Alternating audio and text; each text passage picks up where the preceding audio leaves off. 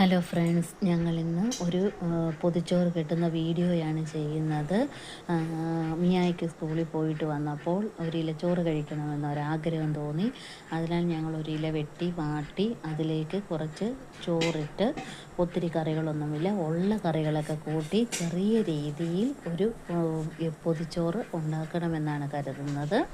അങ്ങനെ ഞങ്ങൾ ഇച്ചിരി ചോറ് വെച്ച് അതിനുശേഷം തേങ്ങായും മാങ്ങായും എല്ലാം ചേർത്തൊരു ചമ്മന്തി അരച്ച് അതും പൊതിയിൽ വെച്ചു.